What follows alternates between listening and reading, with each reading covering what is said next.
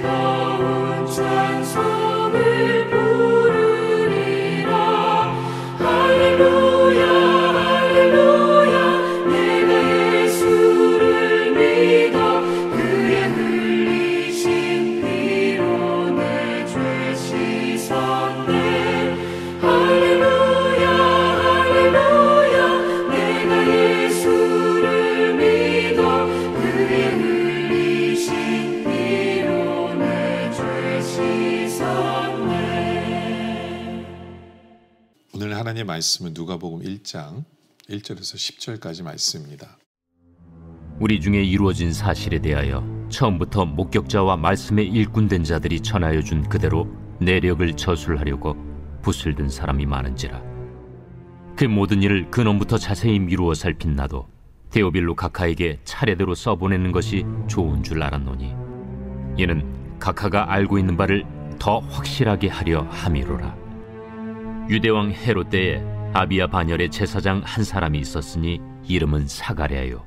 그의 아내는 아론의 자손이니 이름은 엘리사벳이라. 이 두 사람이 하나님 앞에 의인이니 주의 모든 계명과 규례대로 흠이 없이 행하더라. 엘리사벳이 잉태를 못하므로 그들에게 자식이 없고 두 사람의 나이가 많더라. 마침 사가랴가 그 반열의 차례대로 하나님 앞에서 제사장의 직무를 행할세 제사장의 전례를 따라 제비를 뽑아 주의 성전에 들어가 분향하고 모든 백성은 그 분향하는 시간에 밖에서 기도하더니. 오늘부터 우리는 누가복음에 대해서 보길 원합니다. 1절에 보면 우리 중에 이루어진 사실에 대하여 처음부터 목격자와 말씀에 일꾼된 자들이 전하여준 그대로 내력을 저술하려고 붓을 든 사람이 많은지라. 여기에 보면 우리의 사명이 있는 것을 우리에게 보여줍니다. 우리는 주님에 대해서 아는 사람이에요. 주님의 증인들입니다. 그렇다면 누가가 붓을 들었던 것처럼 이제 우리는 주님에 대해서, 주님에 대한 사실을 우리가 알고 있기에, 먼저 안 우리들이기에 우리도 전하는 사명을 감당해야 한다라는 거죠. 우리도 전하는 사명을 감당해야 된다. 그래서 그러기 위해서 3절에 그 모든 일을 근원부터 자세히 미루어 살핀 나도 데오빌로 각하에게 차례대로 써보내는 것이 좋은 줄 알았노라. 누가는 이 글을 데오빌로 각하라는 사람에게 헌정한 거예요. 이 책을 데오빌로라는 사람에게 전한 거죠. 전한 거예요. 그러기 위해서 어떻게 합니까? 예, 모든 일을 근원부터 자세히 미루어 살펴야 돼요. 우리도 마찬가지예요. 우리도 다른 사람에게 복음을 전하기 위해서 제대로 말씀을 살펴야 돼요. 이 제대로 우리가 살핀다는 얘기는 뭐냐면요. 살핀다는 거는 예수님에 대해서 정확히 말씀을 통해서 살피는 것도 중요해요. 말씀을 살피는 것도 중요합니다. 근데 또 중요한 것은 뭐냐 하면 그 말씀이 내 삶에 어떻게 역사하였는가를 살피는 것도 굉장히 중요해요. 그냥 우리가 지식을 전하는 게 아니거든요. 나에게 역사하신 하나님에 대해서 전해야 돼요. 그러니까 나에게 역사하신 하나님에 대해서도 그러기 위해서 우리는 어떻게 되느냐? 살펴야 돼요. 나의 삶을 살펴야 되고 나의 인생을 살펴야 돼요. 돌아볼 수 있어야 돼요. 아, 하나님이 나에게 이렇게 역사하셨구나. 예수님께서 나를 이렇게 역사하셨구나. 그래서 4절에 보면 이는 각각 알고 있는 바를 더 확실하게 하려 함이라. 하나님의 말씀은요. 하나님의 말씀 우리는 더 확실하게 알아야 돼요. 확실하게.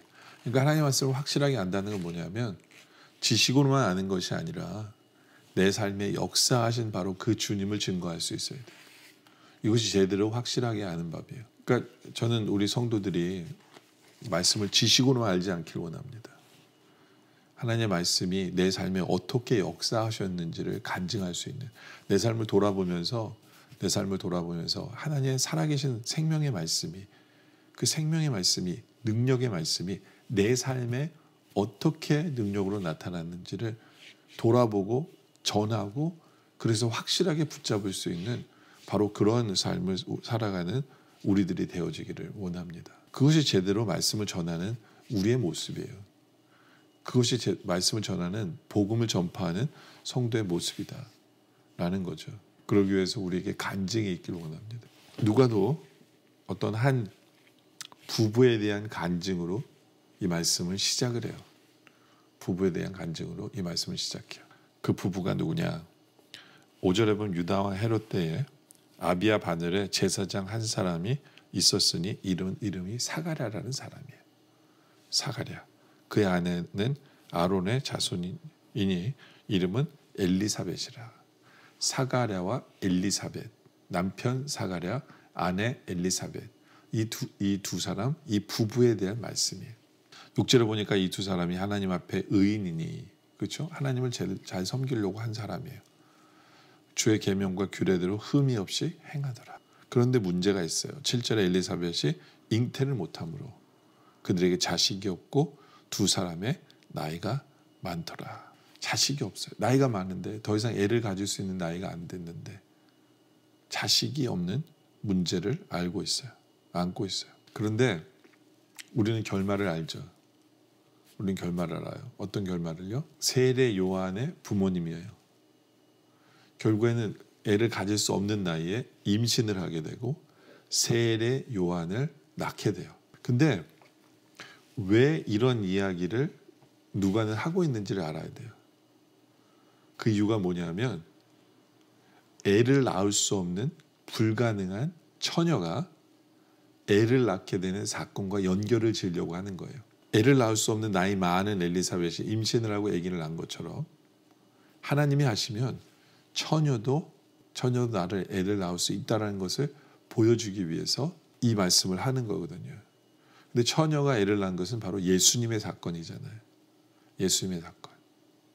이게 무슨 얘기냐면요. 제가 뭘 말씀드리려고 하냐면 예수님에게 벌어진 하나님의 역사하심이 예수님에게 벌어진 그 하나님의 역사하심이 우리의 삶 가운데서도 그 역사하심을 이루시는 분이다. 라는 그게 바로 말씀이에요. 그게 바로 말씀이 우리 삶에 이루어지는 거거든요. 그렇기 때문에 예수님에게 이런 역사가 있었어? 예수님이 이런 역사를 이루셨어? 그럼 우리는 뭘 기대할 수 있느냐면 바로 그 역사하심이 우리 삶에도 그대로 역사할 수 있다라는 것을 보여주는 거거든요. 바로 그것을 우리는 경험하고 간증할 수 있어야 된다. 그것이 말씀을 제대로 붙든 성도의 모습이다 라는 거예요. 예수님이 처녀의 몸에서 잉태되어 아들을 낳아서 예수님이 되셨죠. 그죠? 그런 것처럼 우리 삶에는 더 이상 처녀가 잉태하여 아들을 낳는 일은 없어요. 그렇죠? 그건 예수님뿐이에요. 성령에 의해서 나신 예수님뿐이에요. 그러나 그거랑 비슷한 역사가 어떻게 일어나냐? 애를 가질 수 없는 여인이 애를 낳게 되어지는 그러한 비슷한 역사를 이루시는 우리 삶 속에서 실제로 기적을 베푸시는 그와 비슷한 역사를 행하시는 하나님이심을 우리는 기대하고 우리 삶을 살펴보고 우리 삶에 어떻게 하나님이 지금도 예수님에게 역사하듯이 우리에게도 역사하시는가를 돌아보면서 살펴보면서 간증할 수 있어야 된다라는 거죠. 바로 이것이 말씀을 제대로 붙든 성도의 모습이 되어지는 거예요. 특히 이 말씀은 사가랴와 엘리사벳은 고통 속에 있었어요. 이 5절에 보면 유다 왕 헤롯 때에 여러분들 이 헤롯이라는 이 왕이요 폭군 중의 폭군이에요. 이스라엘 백성을 얼마나 괴롭혔는지 몰라요. 정치적으로 종교적으로도. 그런데 그 당시에 종교적으로 힘든 위치에 있었던 사가랴 대제사장의 역할을 하는 이 사가랴도 얼마나 힘들었을 거예요. 그러니까 정치적으로 사회적으로 종교적으로 얼마나 힘든 상황 속에 있었는지 몰라요. 그 힘든 상황 속에 있는데 그 고통만이 아니라 이제는 가정에도 자녀가 없는 그 고통 속에 살고 있는 이 가정에 하나님께서 세례 요한인 아들을 주시면서 눈물의 기도를 응답하시고 그 고통에서 벗어나오게 해주시는 위로해 주시는 그 하나님을 체험한 가정의 이야기거든요. 여러분들 우리가 코빗으로 인해서 아니면 다른 일로 인해서 가정이나 사회적으로나 힘든 일이 있습니까? 이제 우리 하나님께서 위로해 주시고 문제를 해결해 주시는 바로 그 하나님을 경험하는 우리들이 되어지길 원해요. 그래서 이게 남의 얘기가 아니라 나의 간증거리가 되고 그리고 내가 다른 사람에게 전하는 나에게 행하신 그 주님의 역사를 다른 사람에게 전할 수 있는 바로 그런 삶을 살아갈 수 있는 우리들이 되어지시기를 주님의 이름으로 축원합니다. 기도드리겠습니다. 아버지 하나님, 우리에게도 전하는 사명이 있음을 우리가 알게 하여 주시옵소서. 전할 때 우리의 삶을 살펴보게 하여 주시옵소서. 정말 하나님이 나에게 이루신 그 역사를 살펴보며 간증하며 그리고 더욱더 확실하게 전달할 수 있는 우리들 되어줄 수 있도록 인도하여 주시옵소서. 그러기 위해서 우리 삶을 살펴보게 하여 주시옵소서. 예수님에게 행하셨던 그 역사가 우리 삶에도 역사하심을 우리가 믿고 바라보게 하여 주시옵소서. 우리 성도님들 가운데 고통 속에 있는 분들이 있습니까? 사회적으로 아니면 가정적으로 고통 속에 아픔 속에 있는 사람들이 있습니까? 아버지 하나님, 사랑의 하나님 아버지, 위로하여 주시고 해결해 주시고 답을 주시고 역사하여 주시옵소서. 정말 2022년 그렇게 은혜를 베푸신 하나님을 경험하는 우리 모두 되게 하여 주시옵소서.